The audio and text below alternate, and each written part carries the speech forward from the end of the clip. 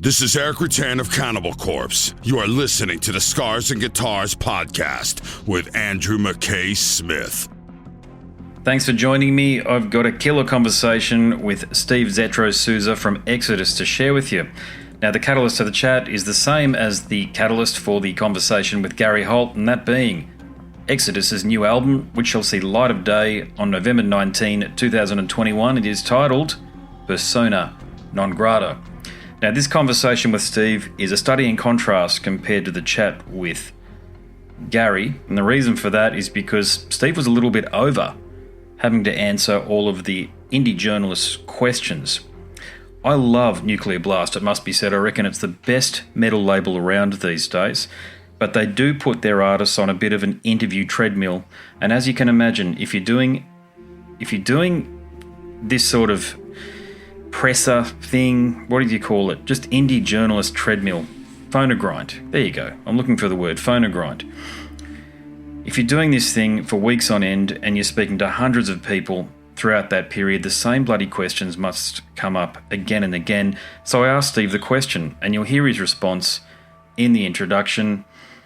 I think it's one of the best interviews or conversations that I've conducted because we're able to get to the bottom of some things, and that's what I always try to do throughout my chat. So yes, of course, we cover the catalyst, the new album Persona Non Grata, but this conversation is far more notable because Steve shares his thoughts on a whole range of subjects, and they're all related to Exodus and a little bit of politics too.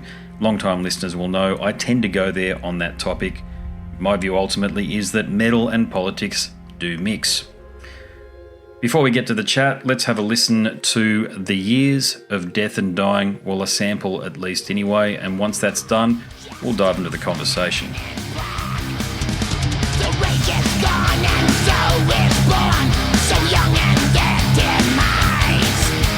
I ended the eruption, I took them in their prime. Never falls to nature to ensure I feel through all of time.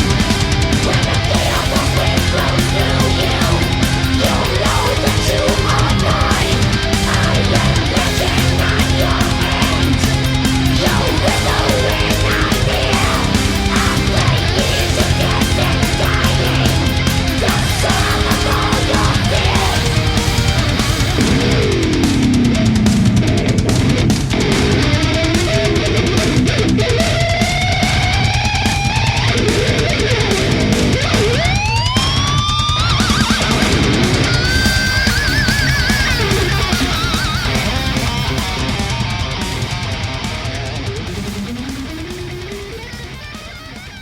Andrew McKay Smith from Australia calling for our chat. How are you going? How are you doing? I'm good. Fine. Mate, you've been on this interview promotional trail now for weeks on end, so how are you holding up? Yeah, you don't want to know. You don't want to know. Yeah. It's punishing, isn't it? Yeah. It's punishing. It's like 6 or 7 a day. You know, it's like, I guess you wanted to be a rock star. Your mom said go to school, and you said, fuck that. I want to be this. Oh, be careful what you wish for sometimes. So. Oh, Jesus. No problem. It's all good. It's all good. I know it. I understand the territory. I understand what it is and what it entails. So it's all good, brother. I bet, yeah. I'm going to open with a question that I don't think you would have been asked yet. Okay, so I'm going to try and make this chat as interesting as possible for you. But what's the stupidest question you've been asked so far? The stupidest, I can tell when they, and it's a lot of people. It's, so Zetro, talk about the recording process. Oh, God. That is like, that is the lamest. That means I'm not prepared, okay, and I don't know what to say. Oh, I see I've got an interview today. Oh, yeah, I'm an interviewer. Yeah. So talk about the song titles. It's like from that into that. It's like, oh, my God, how much more of this do I have to endure because you just fucking didn't do your homework? You know what I mean? At least we've been around so long, it's like I don't feel that I have to do every little tiny interview, even though maybe the label does, you know what I mean? But I'm like, let's get the credible ones. Let's get the ones that are interesting. I mean, that was actually an interesting question. Most interesting question I've had in 2 weeks. Oh, there you go. Okay, cool. Yeah. I do try for you. There you go. Good. That's all I want is effort. I'll give you effort if you give me effort. And some of these people want to stay on for a full 30 minutes and have nothing to say. And if I know that they start out with like, Steve, I've been a big influence. I've been listening to X. This is an honor. I gulp. I'm like, oh God, here it comes. So it's more fanboy questions than really actually finding out, what we're doing, what the mentality of the band and what's going on. So, it is what it is. That's what I get for being the singer. I could have been the drummer or the bass player where nobody really wants to talk to those guys. But no.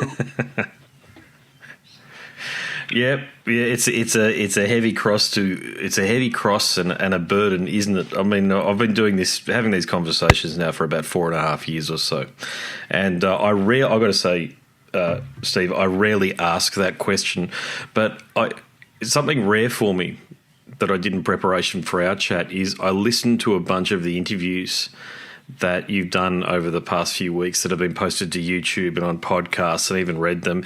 Yeah, and I noticed you were being asked virtually the same questions consistently. And either people... I want to call the list. Hey, can we just do a press conference where you can put 20 people on a fucking Zoom call so that those 10 lame questions are answered right out of the gate? It's like... Yeah, I bet. But I just talking about the album, is there any question that you wish had been asked that hasn't been asked about it? No, because you got to think about it. This is the 11th record. I mean, we've talked about the songs. We've talked about the mentality of the band. We've talked about what we did. I mean, everybody knows we took 7 years to write a record. Why do you think that is? Well, because Gary Holt played in Slayer, and our schedules never intervened ever, and it was like, if you wanted a record as good as Persona Non Grata is, we needed everybody's full attention, you know what I mean? So I don't think it would have been achieved at that kind of thing, you know what I mean? So it's pretty straightforward, I think, the lyrical, especially the stuff that's been released. The lyrical content is obviously, we're very in touch with what's going on today, you know what I mean, with what's going on. Not some fucking old men just trying to write, grab a gun, shoot, kill, evil, metal, bang, black, you know what I mean? You can write all those words over and over again and have a heavy metal song, you know what I mean? So, I think we're still hungry, you know what I mean? We still enjoy it. We still figure, what could we fucking do next? You know what I mean? Basically, is the mentality. Yeah. I mean, it is a vibrant album. Just talking about the execution of the album there. So clearly, you guys, for starters, you're getting along. It sounds like you're getting along well based on the cohesiveness of the album, but you still want to do this, and that isn't always the case. Well, it isn't, because a lot of cases, and I mean, I'm in the business, so I know those who are and those who aren't. And there's guys that go because, well, it's a paycheck and I can fucking go. But I don't think if you listen to this record that you get that from any means from top to bottom. I mean, it wasn't like, yeah, fuck, it's a great record. There's like 4 killer songs on it. It's like, no, there's a fucking 12 killer songs on this record. You know what I mean? There's fucking, all of them kick ass. We don't write songs. We don't write extra songs where we go, yeah, that one just didn't make the record. We don't approach it like that. Every song's got to be right there and in the pocket. So I think honestly, this album's hills and valleys and hooks is like every song's got a vocal hook or a guitar hook or a change in it that just grabs you. So I think, it was a well-composed record. To give Gary Holt, who wrote, probably 90% of it at least, or better, a well-composed album. Yeah, fair enough, yeah. Hey, as I said, I'm going to try and make this chat as interesting as possible for you, and I'm going to go back in the past, if that's okay, and ask you a question. Fine. I'm pretty sure, again, I'm trying to think of questions that you haven't been asked before. I certainly have never personally heard you answer these questions, so here I go. What was it like working with Chris Sangarides on Force of Habit? Oh, for us, it was a dream because if you think about the stuff that he had done in the past, I mean, he worked with Judas Priest and Thin Lizzy, you know. Aussie too, yeah. And, yeah, for us, it was like, here's a guy who was he's passed since then, but, a couple of years ago, It's funny when I first joined Exodus again in 2014, we played Bang Your Head Festival, and he was there with his band, actually. They were playing there. And he had just produced a new UFO record. And I remember what we paid him to do that album.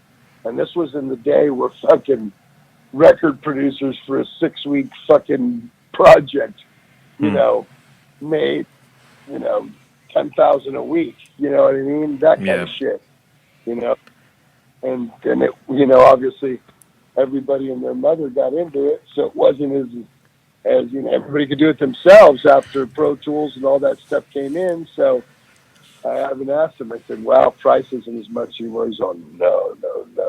I wish it was back in those days. And then I heard a couple of years that he had passed. So it's unfortunate. Great guy, though. Cool, yeah. I love Force of Habit, by the way. Potentially my favourite album from you guys. Do you think that was an important... A lot of people say that. I hate that. There's songs... I've never hated any song on an Exodus record, but that album, there are songs that I just hate. I mean, cringe when I hear. But there are songs on that record that... I love Thorn in My Side. I love One Foot in the Grave. I love Me, Myself, and I love Architect of Pain. I love the title track. There are great songs on there, but then there's songs on there, which I'm not going to spoil it for you, but I'm just going, ooh. Do you think that was an important album for the band, given that grunge had broken just, I think, that year or 6 months prior? We were scared. That's what I think. What I think it was the industry was changing, and the way that I explain it metaphorically is we were on a slip and slide trying to go uphill, and as soon as you gripped maybe a third of the way up, you slipped right back to the bottom again, and nobody was paying attention. Within a 6-month period, fucking what the fuck did they call it? They took Headbangers Fall Off and called it something else, Real Rock or something rock, and it had metal videos, but it also had alternative videos and rap metal videos, and it was just like, oh, this shit is over with. But does that have to do with the saturation of the scene? And not just by thrash metal, but hair metal. Think about it. Every band from Whitesnake to Poison to Sleaze Bees and Pretty Boy. There was just this Slaughter and Winger, and there was so much fucking overkill of that I think that saturated it, and it just kind of affected everybody. That's basically why we kind of called it quits. We saw the writing on the wall. We couldn't get a game of jack back then. Nobody cared. By '93, nobody gave a shit, and then all of a sudden, by 2002, they gave a shit again. Yeah, it was. It was that entire decade, wasn't it? You were there for it, clearly, but I was growing up through that period. There was a time when I actually said to my ex-wife at the time, I wonder if the kids are ever going to know the magnitude of what the old man did. And, because it was so... I remember bands, the only ones that kept going was like Testament. They played little places to 120 people. And Slayer would play like the Trocadero in San Francisco, holds like 300, you know what I mean? It would be packed for them anyway, but still, it wasn't like the last tour they're playing fucking 20,000 arenas, you know what I mean? It was a different thing. I think all the people that liked or listen, our era, people like went and had families and got their jobs and apprentices in school. And then they grew up and had families and like, wait a minute, what happened to my music? Well, Yeah. Here it is again. So now the shows are better than they've ever been, ticket sales wise. I mean, they're fucking people they come in droves now. Yeah, I think what happened was as soon as mainstream media, through those stupid magazines, those mainstream magazines like Rolling Stone and stuff, couldn't determine and dictate to fans what our listening habits were, because the internet kicked in and us fans could go, hey, what happened to Exodus? So we can go and, I mean, Napster was a good and a very, very good and a very bad thing in a lot of ways, wasn't it? Because it opened up the fact that all of a sudden you weren't constrained by not having money, for example, and you could download all your favourite albums, and that forced a resurgence of interest, I think, in bands like Exodus. That's my perspective anyway. Well, I had no, again, from a band like us, that I had to go work at a fucking job, you know what I mean? For 20 years, I was a coal carpenter. I find it, and I mean, it's a double-edged sword if you look at it. Yeah, you're not getting paid for it, but it's reissued interest in you. And people that may have not been exposed to it and wouldn't necessarily go buy it can now download it and listen to it and go, oh, I like that. So we gained a bunch of fans from that, I think. Great, yeah. Hey, you opened, people don't realise this, but you opened for the Chili Peppers on the tour for Impact is Imminent. So do you remember much about that tour? It wasn't a tour. It was a one-off gig at the Oakland Auditorium. They were on tour for Mother's Milk.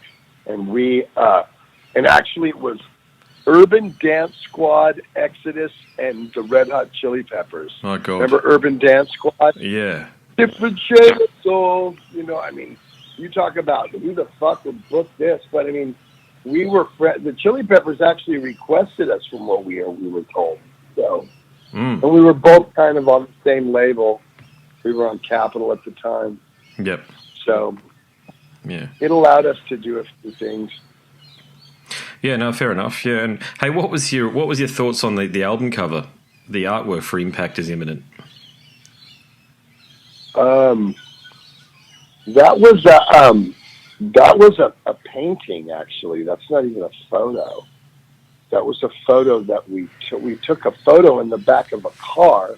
Yeah. But the specialty about that album cover, the person that did it, and we're talking, this is now 31 fucking years ago, okay? Their specialty was to make paintings look like photos. And that is all a painting. I love that album cover. Although I was tired of being on the album covers after a while. For 3 in a row, we were on the album cover. It was like Pleasures, Fabulous, and Impact. And then fourth album, I'm sorry, we had Ralph Steadman do that artwork. Paid him $30,000 to do that, whatever that thing is. Looks like a bird. I don't even know what it is. Ruin our logo. Ugh. Yeah. Wow. We didn't know. Like I said, we were scraping. We were on a slip and slide, trying to go uphill. It wasn't every time we would slide down. Saw the writing on the wall. Yeah. With Force of Habit, there's an artist in Australia. He's long gone now, but he's quite famous. But he does artwork that looks very similar to what you've got on Force of Habit, and his name is Pro Heart. And I always remember as a kid thinking, wow, Pro Heart must have done the Exodus album cover. How did you guys get an Australian to do it for you? I don't know if it was. I thought it was a chick that did it out of L.A.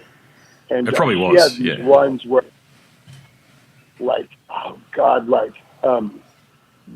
it looked like a picture, and this girl was in a room, and the top of it was like the top of the ocean, and it was like, what is? Again, 30. Now we look at it and go, some fucking 10-year-old kid can do that on his computer in 5 seconds. But 31 years ago, it wasn't like that, So that was the effect. That was Capitol's idea. Oh, well, there you go. Yeah, well, the major labels always had the good ideas, didn't they? Well, they had the resources. Oh, I'm being facetious, by the way. I'm being, yeah, I know they. When you're on the major labels, and I think they had the You're- resources, but they didn't know what to do with you. For 2 records, the death of us was going there. Period. yeah, That was the death of us. That was the allure, though. Oh, we're on a major label now. We're going to be rock stars and rich, and it's all good. Capitol will make us sell platinum records and buy a house in the hill, marry a rich, famous actress. It's all good. Here it comes. And then they didn't know what thrash metal was. They didn't know what they were doing. They didn't know what to do with what they were doing. And it's like, oh, yeah, how much money do we have dumped in these guys? What? How much? I mean, they probably had sticker shock. That's why after 2 records they said, later. yeah. Well, they didn't treat you guys that well either, from the perspective that when the Judas Priest tour was booked in support of Painkiller. Oh, yeah, they didn't do this, brother. Exactly. Believe me, we live that down to this day. 51 shows supporting Priest on Painkiller would have done so much for us. But no, go home and write a record. Go home and write a record we can market, is what they were saying. So we demoed everything on Force of Habit so they could listen to it and go, yes, this is the right direction. And we were like, okay, we better do this because the label, fuck man, if we don't, we're going to be fucked. And you know what I mean? So instead of following our instinct, we followed that. Then by the time Tempo of the Damned comes around, we're fucking broke. Whatever happened to us, happened to us. And you can't take that back. So go listen to that record. Go listen to 2. You'll hear a fucking pissed off group of broke motherfuckers that put a record together. That's why Tempo is so, people widely consider that the best comeback album ever. Because it's just raw. It's what Exodus was about. We didn't know nobody. In fact, we recorded the record with no deal. We got to deal with Nuclear Blast after the fact. Yep. Yeah. Hey, just talking about that Painkiller tour, because you couldn't go on it, I think that tour, there's no question it broke Pantera. Do you ever think about that? And Annihilator was on that tour too. Pissed me off. I fucking pissed and moaned at we had Bill Graham management at that time, which was actually major management. And they fucking, he had his hands tied. He couldn't do anything about it. I was pissed. I was not happy about that. Believe me. Yeah, I can imagine. Yeah, it's one of those sliding doors moments in a way, isn't it? I mean, think about it. I'm 26 years old, and your heroes want to take you out on the road, and your fucking record label says, no. Yeah, assholes. Yeah. Yeah. So, yeah, that was no good for us. Yeah. Hey, John Tempesta, long admired his drumming chops. I thought he was a magnificent drummer for you guys. What special qualities do you think he brought to the group? Attention to detail and his attentiveness, because he came into the band at a time where the other 4 of us were fucking loose cannons, and they needed that structure because we were, like I said, 25, 26-year-old kids. Anything you could put in a glass, on a mirror, in a rolling paper, and in a pussy, we were fucking there. Yeah, gotcha. Yeah. That's the way it was. When Johnny came in, Johnny was like, whoa, this dude's always on time, and whoa, he's always neat, and he's got his shit together, his drum chops are together, and he practices. It's like, none of us do that, you know what I mean? So he was Charlie Benante's tech. We were good friends with Charlie. We took his advice on it. But look at Johnny. Johnny is his own man. Had his own drum for Tama for years. Does really well. Fucking played in White Zombie, played with Rob Zombie, and now he's with the Cult. I mean, talk about a resume. Yeah, magnificent drummer. Underappreciated is the word that comes to mind. He just played with us.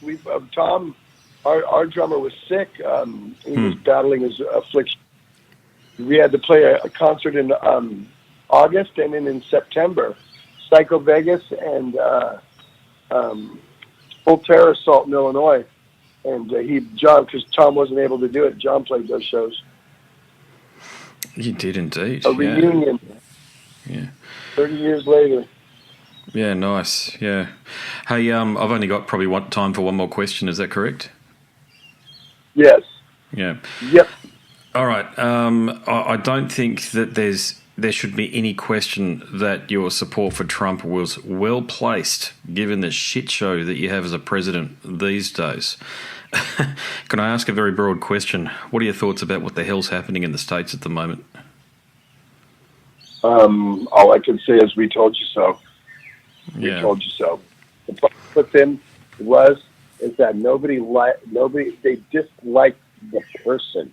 They didn't dislike, and because what other leader in the world through history, if you tweet, would come right back at you and go, "Hey, fuck you," you know what I mean? Because he wasn't a politician. He's already a millionaire and a very famous man, more famous than any of the presidents. You know what I mean? So what did he have to gain? You know what? Gas has gone up a full $1 since he's gone out of wood prices. You used to pay $28 for a sheet of plywood. It's $94 for a sheet of plywood now. So you tell me what's going on. That's why. So everybody good. I'm glad. And I feel that nobody's really doing anything right now. I have not seen our government do anything. They're just sitting back like they always do and just cruise. I thought Obama did the same thing. He just got in office and, yeah, I'm the president. What are you doing today? I'm just being the president. You know, something comes up, I'll get with it. But I don't see him getting out there. Fucking Trump, you heard his goddamn name every day, whether you liked it or not. He was trying to close up the borders and build a wall. Oh, people didn't like that. Do you know when I go to Australia or Mexico, I have to fucking get a visa to come into your countries? Why doesn't anybody have to have a visa to come into my country? That's bullshit, and that's all he was trying to do. You know what I mean? But people think, no, he's a racist and he doesn't like Latin people. And man, I was just like, you know, again, I voted through my life. I'm 57 years old, and I've voted Democrat many, many times. I vote for who the guy I think could do it. And over the last 10 years, I completely went right wing. And I'm just, I'm sorry. It's just, I have ideals. I mean, they're forcing you to get a vaccine, or do we live in a socialist society, or what happened to my body, my choice? You know what I mean? I don't understand it. And it's not about the vaccine not being effective or whatever. It's about the choice that you're telling me to. Like, Absolutely. We're playing a concert with Testament and Death Angel in Oakland, California next month. You have to show proof of vaccination to even come in. I think that's socialist right there. That's bullshit. What about AIDS? People that AIDS? What if people have, Hep C? How come they don't have to show? What about people? You know what I mean? I don't know. I'm just to me, it's just like anything else. Why is this all of a sudden can the government mandate you? So that's what I think, especially where persona non grata comes from. There's a lot of socialist content on here. You know what I mean? And guys, so speaks up for us. Yep, indeed. The rise of identity politics and the totalitarian left, mate. It's really bad here in Australia, as you've probably seen with some news reports with the lockdowns. It's revolting. Yeah, I never thought we'd get to this point. You're ruining, but we never did either. We were all big fans of Australia. We're like, oh my God, them in New Zealand, they for years.